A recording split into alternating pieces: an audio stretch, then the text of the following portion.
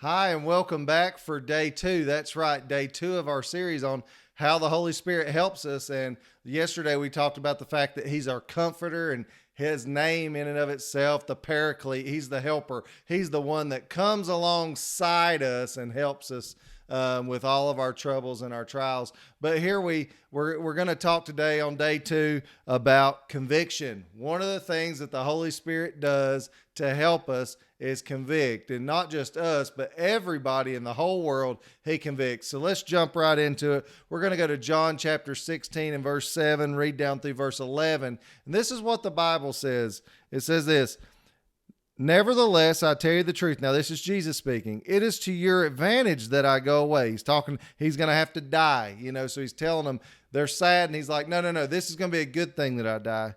"For if I do not go away, the helper," that's the Holy Spirit, "will not come to you.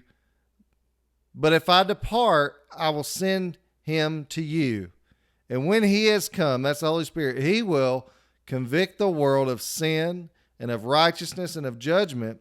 Of sin, because they do not believe in me. Of righteousness, because I go to my Father and you will see me no more. Of judgment, because the ruler of this world," that's Satan, "is judged." But I want you to catch this.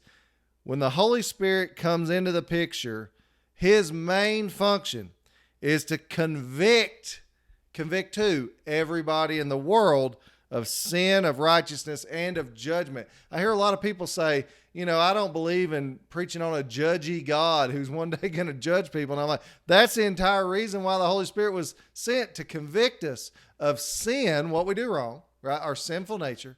Of righteousness, because Jesus was the righteous one. He went to the Father. And of judgment, because there is a judgment to come.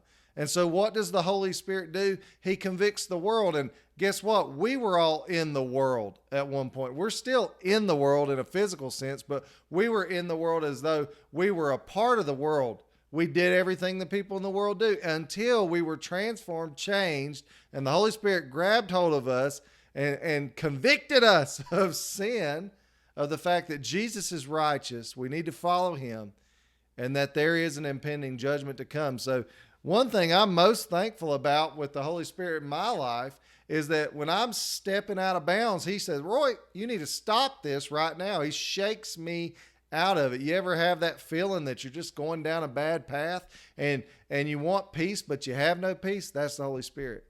The Holy Spirit's doing all of that for your own benefit, and so that you can impact the rest of the people in the world. What were the apostles doing? These people that Jesus said these words to that we just read, they were about to take up the mantle of converting the entire world.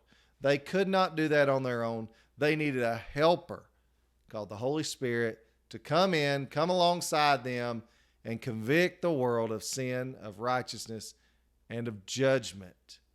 And so if you have the conviction of the Holy Spirit in your life, thank God for that, first of all. And if He's convicting you to go in a different path, you need to follow His voice. He will not lead you astray. Thank you so much for joining me.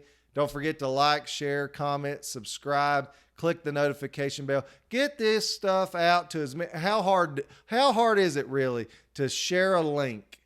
To take a link, copy and paste it, and to share it out on Snapchat, Instagram, Twitter, whatever you do, to all your friends. I have a limited reach, but between all of us, we have an enormous reach. So I'm asking you to help me get these videos out so that we can impact more people, young people in particular, with the gospel of Jesus Christ. Thank you so much for joining me. Don't forget to come back for day 3 tomorrow. God bless.